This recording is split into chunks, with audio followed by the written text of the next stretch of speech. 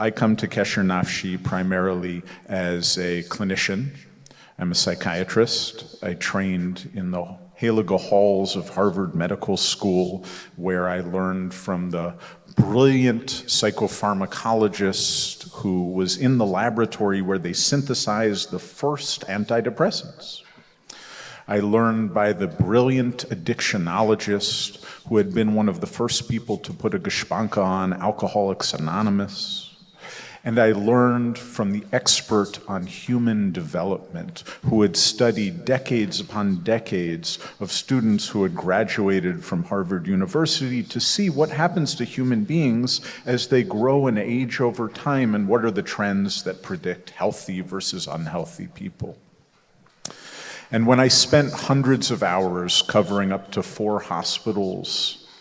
at a time, yes, 4 hospitals, the inpatient unit, the emergency room, the wards, the outpatient clinics, the residential units, working hundreds of hours a month. Mamish, my record, I think, was 111 hours one week, not including commuting, to the point where I remember one specific day where I left the hospital after being there for approximately 36 hours, and it said 6 a.m., and while I was on the trolley, hanging on for dear life, as you said, Rev Shimon, I wasn't sure which way I was going, or if I was leaving the hospital or coming to the hospital, if it was morning or nighttime. And in these wonderful hallucinatory experiences, I got to have very good training, again, by the experts, by the psychopharmacologist who was there to synthesize antidepressants, who was taking antidepressants as a chronically ill man, from the addictionologist who was arrested for drunk driving twice during the time that I knew him,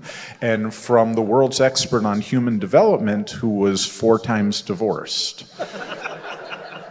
So I had tremendous training, but it was not Toho Kabar.